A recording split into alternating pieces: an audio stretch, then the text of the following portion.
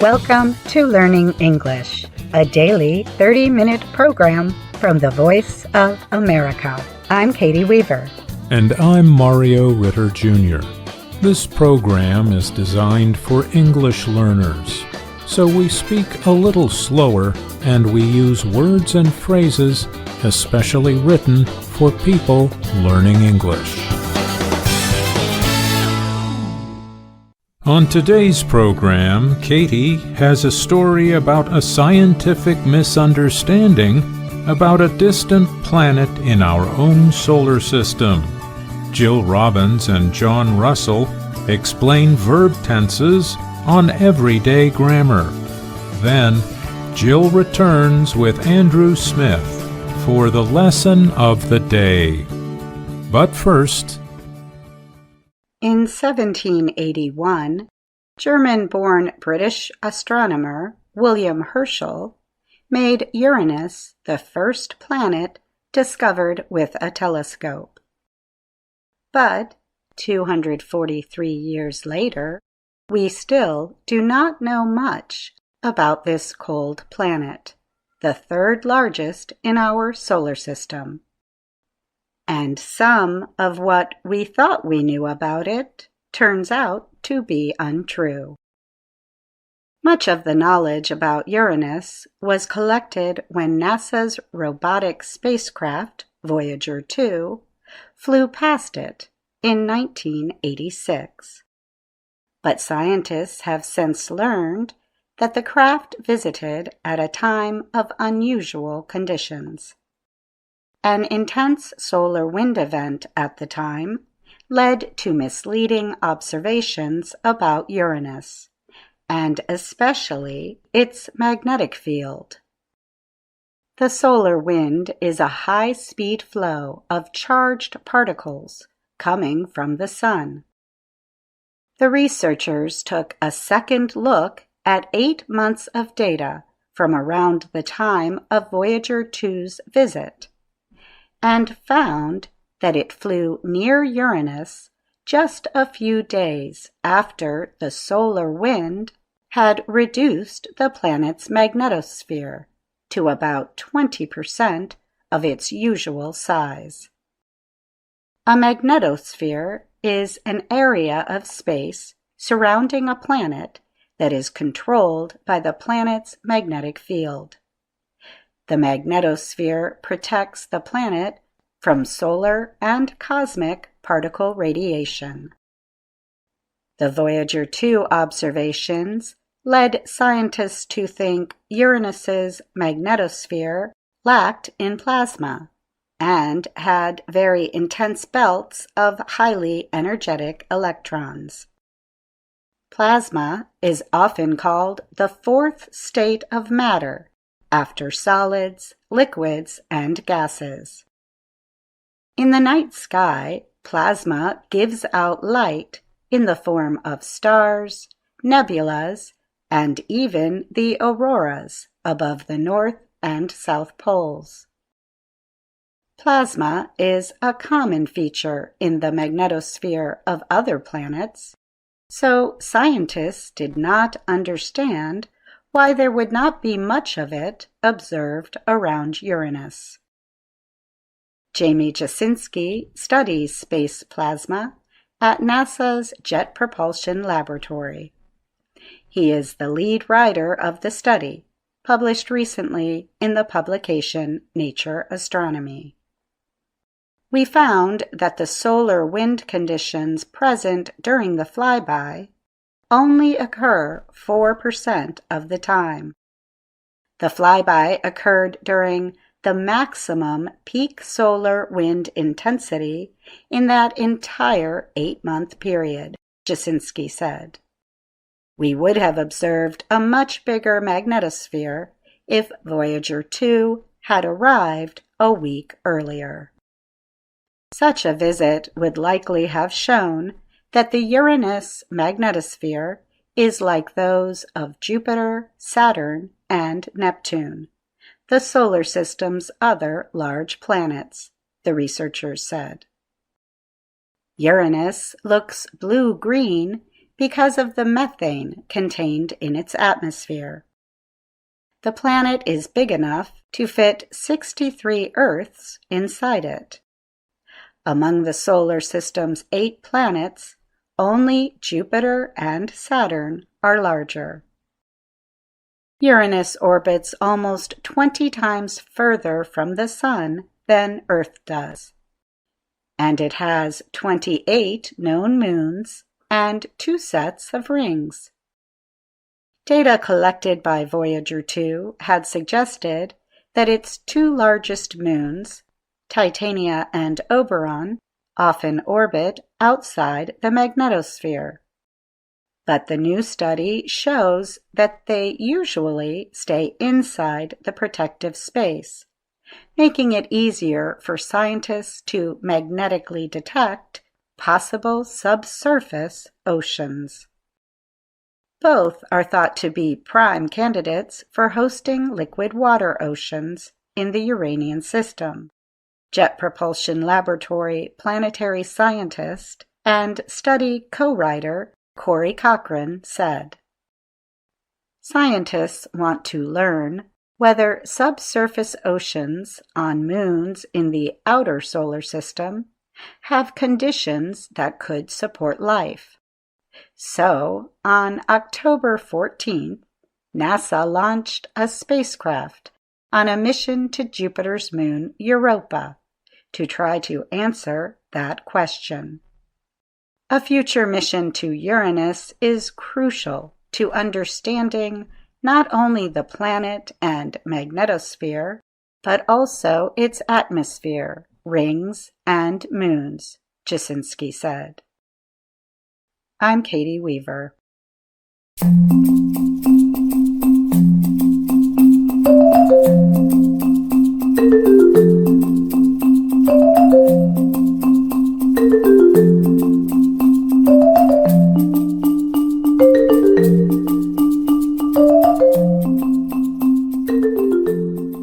For VOA Learning English, this is Everyday Grammar.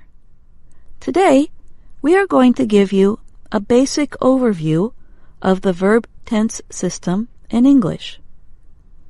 Verb tenses tell us how an action relates to the flow of time. There are 3 main verb tenses in English: present, past, and future. The present, past, and future tenses are divided into 4 aspects: the simple, progressive, perfect, and perfect progressive. There are 12 major verb tenses that English learners should know. English has only 2 ways of forming a tense from the verb alone, the past and the present.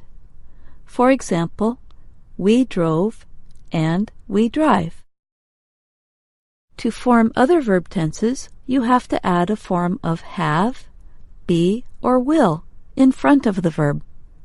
These are called helping or auxiliary verbs. Verb tenses can be difficult to learn in a foreign language. Different cultures think different ways about time. Chinese, for example, has no grammatical verb tenses. Other languages, like Indonesian, express time only through adverbs. There are no changes to the verb form. English verb tenses give many details about time and action, such as: is the action finished? How long did the action happen? Was the action repeated? Did the action happen at a known or unknown time? Is the action a habit? Is the action planned or spontaneous? It is difficult to think about time distinctions that do not exist in your own language. So, it can take many years for English learners to master verb tenses. Let's get started.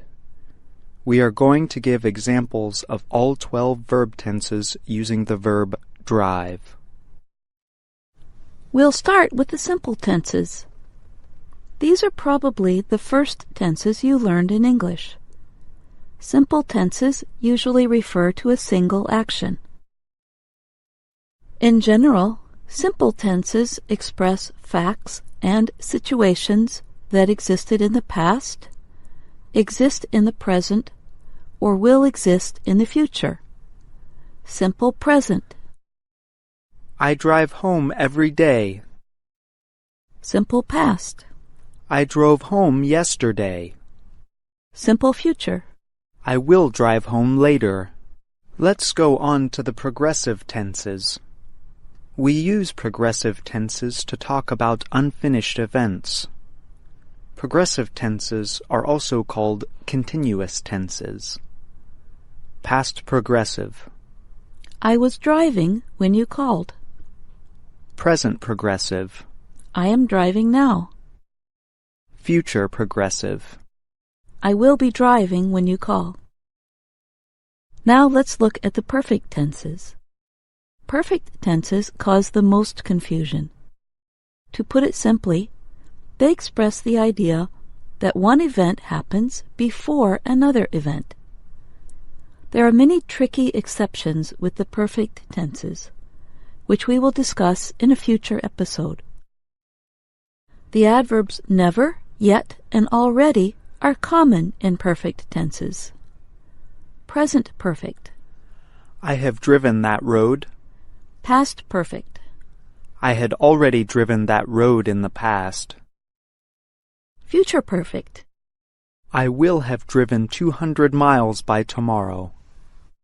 Finally, let's look at the perfect progressive tenses. Generally, perfect progressive tenses express duration, or how long. Perfect progressive tenses usually include the adverbs for or since. Present perfect progressive. I have been driving since this morning. Past perfect progressive. I had been driving for 3 hours before I stopped to get gas. Future perfect progressive. I will have been driving for 5 hours by the time I arrive. Don't worry if you don't understand everything yet.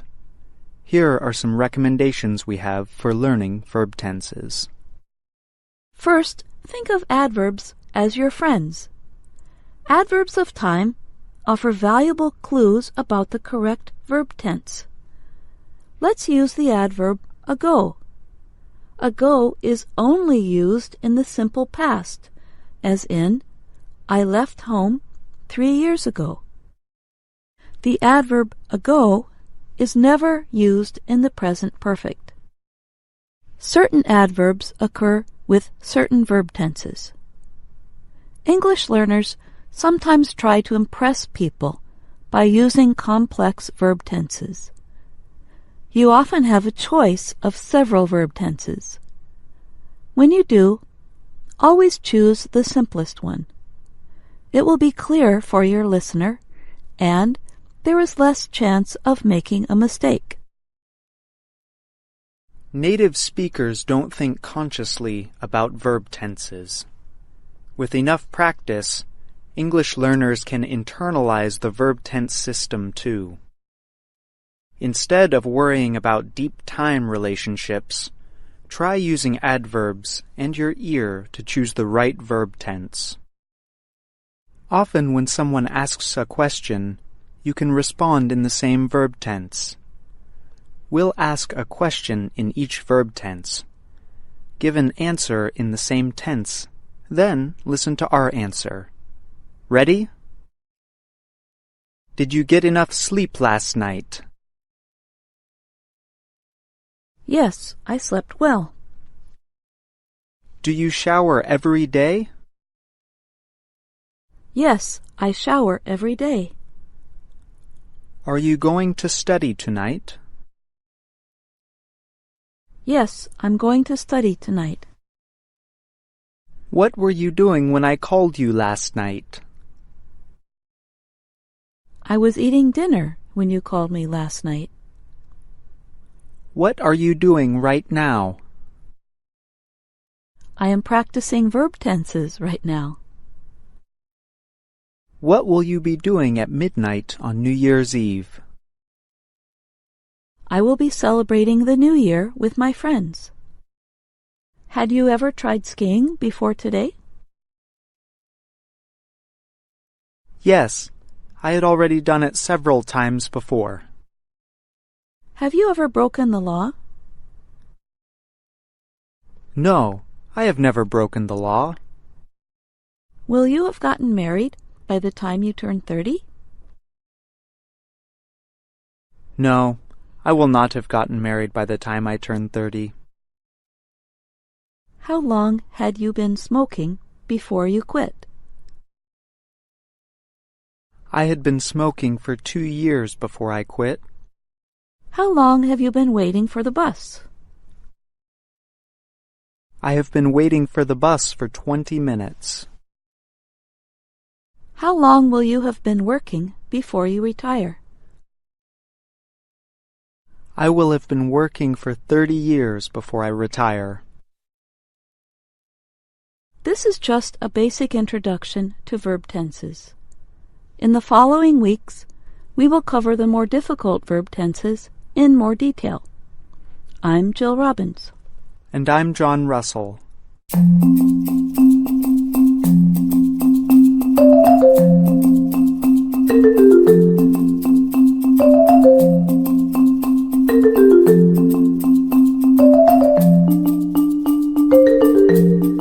You are listening to the VOA Learning English podcast.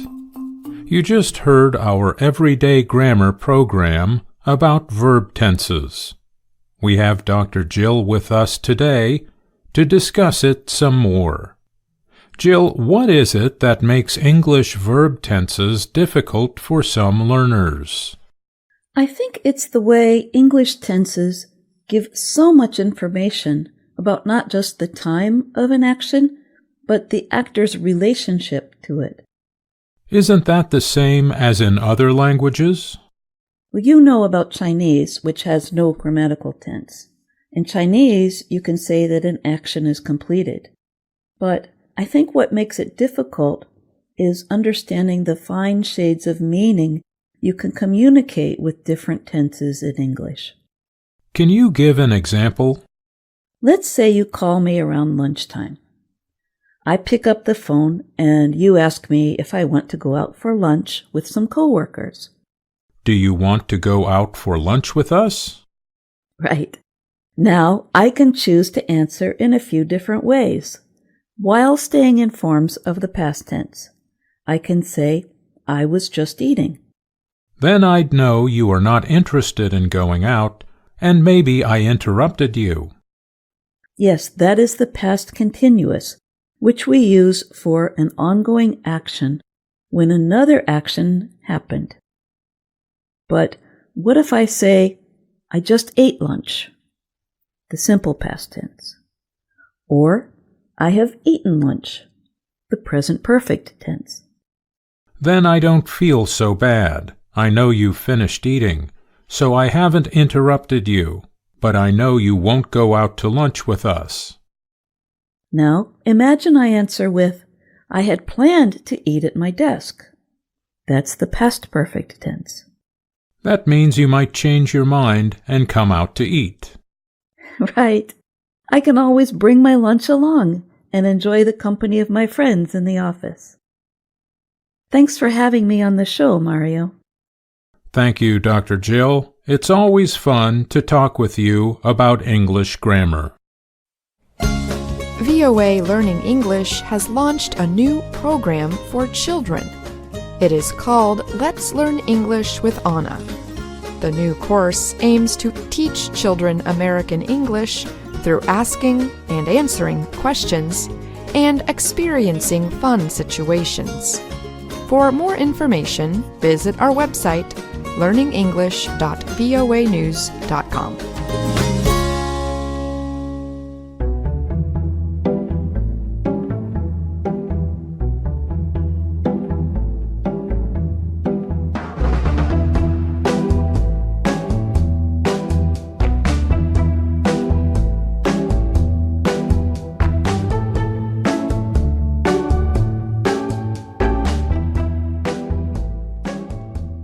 Hello, my name is Anna Mateo. And my name is Andrew Smith. My name is Jill Robbins. You're listening to the lesson of the day on the Learning English podcast. Welcome to the part of the show where we help you do more with our video series, Level 2 of Let's Learn English. This series shows Anna Mateo in her work and life in Washington, D.C. Today, we're going to talk about Lesson 4, when Anna and Pete go to see a circus. They show us some ways to politely disagree and state our opinions. As you may remember from our previous podcast, Ms. Weaver had asked Anna and Pete to do a new program where they give different opinions on a topic. We can listen to the beginning of that program as we start Lesson 4. Hello, I'm Anna. And I'm Pete. Welcome to He Said, She said. because there are always two sides. To every story. Today's show is about circus arts. Circus? That's not an art form. Yes, it is. No, it isn't. Yes, it is. No, it isn't. I think Pete and Anna have different ideas about what an art form is.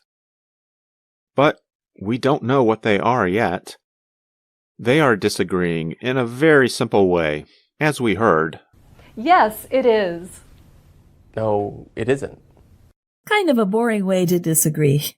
In this lesson, we learn about some more interesting ways to disagree by politely giving your opinion and supporting it with examples. So let's listen to how Pete supports his opinion. Recently, I went to a circus festival. There was a huge circus tent and many different circus performers. It was a celebration of circus arts. That looks fun, Anna, but I don't think circus performers are artists. I think they're athletes with interesting skills and costumes. Pete supported, or we might say backed up, his opinion with more information about the circus performers. He is giving a reason for thinking the way he does. This is an important point for English learners who want to develop their writing and speaking skills. When you give an opinion or argue a point, you should provide support for that opinion. And when you have a different opinion, you can choose to politely say a different opinion, the way Anna does. That is a very interesting point of view, Pete, and I completely disagree. And back to supporting your opinion, there are several ways. One is to state facts. Pete says the performers have skills and wear costumes. You can also support your opinion with statistics or numbers. Another way is to give examples. Listen to how Pete continues to support his opinion. Anna, Michelangelo was an artist. Rembrandt was an artist. People who swing from ropes are not artists. I know it's not easy to swing from a bar and catch someone by the hands. You have to be very athletic to do that. What do you think, listeners? I believe he's giving some examples of people he considers artists. Then he gives an example of an athletic activity, swinging from a bar and catching someone. You may have noticed that Pete mispronounced the names of the artists Michelangelo and Rembrandt. That's a way of showing that Pete really might not understand very much about what makes something artistic or what makes someone an artist. When you're having a disagreement, as Anna and Pete are here, it's important to listen to the other person's argument and see if you can find some point of agreement. Do you think Anna will do that? Let's listen. That's a good point, Pete. They are athletic, but they are called trapeze artists. Trapeze artists. I hear what you're saying, Anna, I do, but where is the art? Look at these guys. They're jugglers. Yes, they are skilled in the art of juggling. They have a special skill, but are they artists? No. Yes. They're just throwing things back and forth. Kind of like you and me, Pete. We're going back and forth on this issue. I don't think we'll ever agree on this one. No, but we can agree that these young people are amazing. Okay, yeah, we can agree on that. But still, they are very athletic, flipping and throwing each other around. Yes, I agree with you on that point. Notice that Anna said, "That's a good point," to show she is listening to Pete's argument. Pete and Anna are still going back and forth with the art question, but they both think the young performers are amazing. And Anna tells Pete she agrees in this way. Yes, I agree with you on that point. When you have a disagreement with someone, it's sometimes helpful to get a third person involved. We find that one of the circus performers has an idea to support Anna's opinion. You know, Pete, let's let the performers speak for themselves. Kate and Piper tell stories while hanging upside down on a ring. Was it hard to interview them upside down? I interviewed them right side up, Pete. Kate says circus performing may be athletic, but it's not competitive. With most sports, you compete. It's an art form because, like other sports, you're competing. This is simply performing and having fun. Okay, Kate made a really good point. In athletics, there's a lot of competition. But still. Here's Piper, Pete. Well, when you're up in the air doing circus, you have to perform. And so we learn to embody characters and to move fluidly and gracefully in artistic ways. And that is why they are artists. You're right, Anna. Oh, you're right. It's just so beautiful. I know. I know, Pete. Pete is seeing from Anna's point of view, I think, with the help of Piper and Kate. It seems one important difference they see is that athletes are competing while the performers are having fun, not trying to do their performance faster than others, for example. It's an art form because, like other sports, you're competing. This is simply performing and having fun. Yeah, and the other difference is that the circus performers are becoming a character. Essentially, they are acting. Well, when you're up in the air doing circus, you have to perform. And so we learn to embody characters and to move fluidly and gracefully in artistic ways. That may be a new word for you. Embody. It's spelled E-M-B-O-D-Y.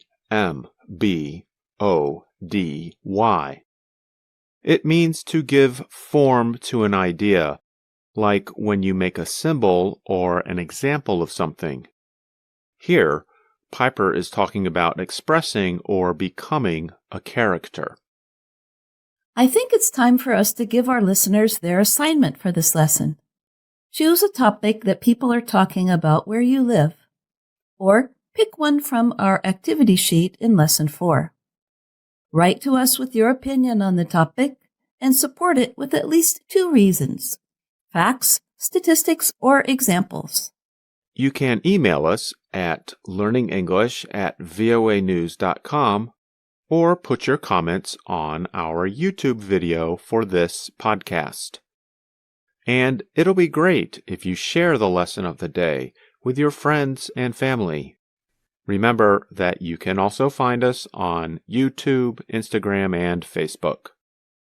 Thanks for listening. I'm Andrew Smith. And I'm Jill Robbins. And that's our show for today. But join us again tomorrow to keep learning English on the Voice of America. I'm Katie Weaver. And I'm Mario Ritter Jr.